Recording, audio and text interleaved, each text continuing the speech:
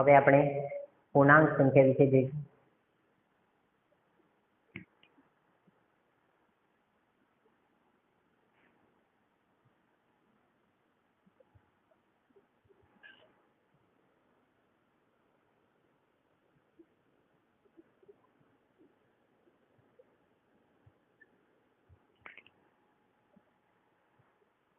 પૂર્ણાંક સંખ્યાને આપણે કેમને યાદ રાખશું? એવું કહેવાય, સમજવા માટે છે કે એક સંખ્યા રેખા દર્શાવીએ.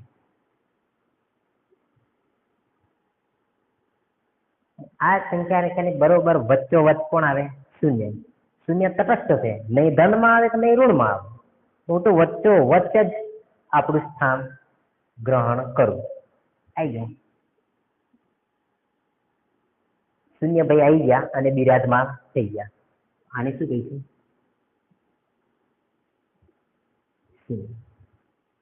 શૂન્યની જમણી બાજુ, શૂન્યની ડાબી બાજુ, આ બાજુ બધી ધન સંખ્યા, એટલે 1 2 3 આમ અનંત સુધી જાય.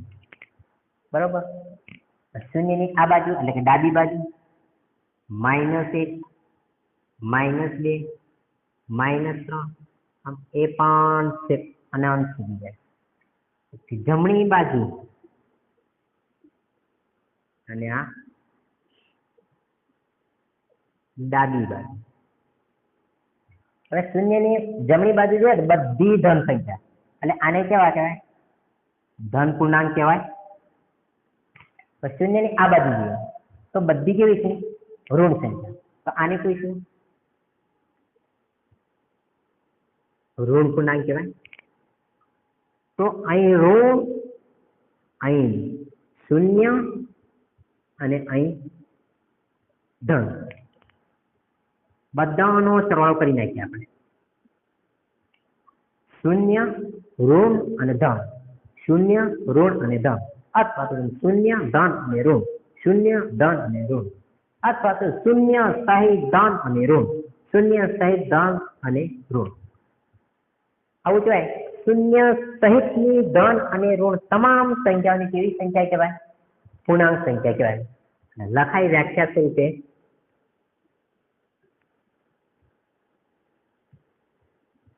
શૂન્ય સહિતની તમામ શૂન્ય સહિત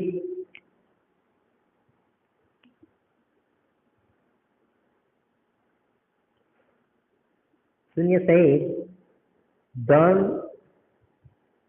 પૂર્ણાંક અને ઋણ પૂર્ણાંક તમામ સંખ્યાને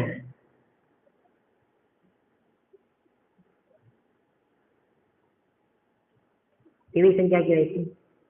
પૂર્ણાંક સંખ્યા કહે છે.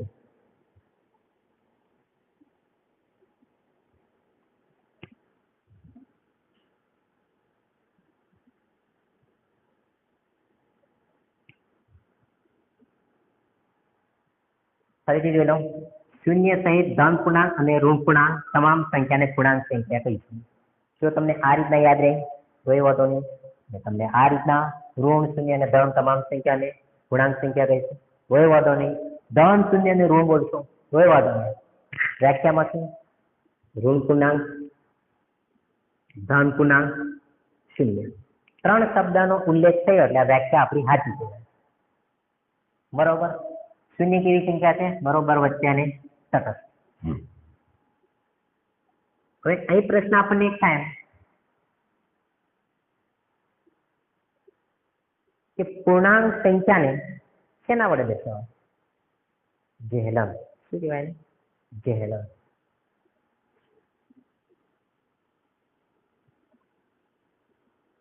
આ જેહલમમાં JALHEL, આમાંથી આપણે બહાર શું કાઢીશું? ઝેડ. શું કાઢીશું? ઝેડ.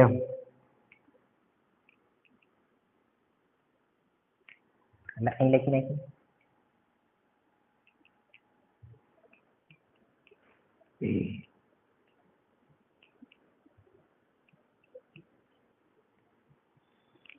પૂર્ણાંક સંખ્યાને પૂર્ણાંક સંખ્યાને ઝેડ વડે દર્શાવાય છે.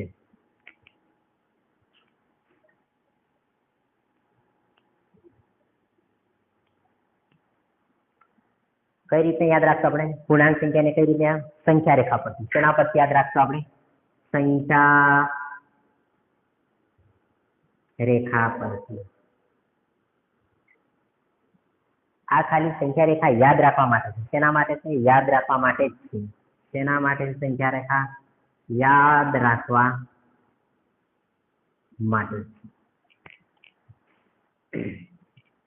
શું કે છે સંખ્યા રેખામાં? બરાબર, શૂન્ય શૂન્યની ડાબી બાજુ એટલે ઋણ સંખ્યા, શૂન્યની જમણી બાજુ એટલે ધન સંખ્યા. શૂન્ય, ધન અને ઋણ તમામ સંખ્યાને કેવી સંખ્યા કહેવાય? પૂર્ણાંક સંખ્યા કહેવાય. વ્યાખ્યા શું કહે છે? શૂન્ય સહિત ધન પૂર્ણાંક અને ઋણ પૂર્ણાંક તમામ સંખ્યાને શું કહેવાય? પૂર્ણાંક સંખ્યા કહેવાય છે. બરોબર. પૂર્ણાંક સંખ્યાને શેના વડે દર્શાવાય છે? ઝેડ વડે દર્શાવાય છે. બરોબર. હવે આપણે આ બાજુ તો ધન પૂર્ણાંકમાં સૌથી મોટી સંખ્યા તો ના મળે. આમ અનંત સુધી જાય.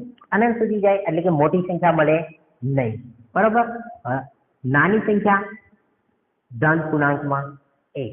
નાની સંખ્યા ધન પૂર્ણાંકમાં 1. બરોબર.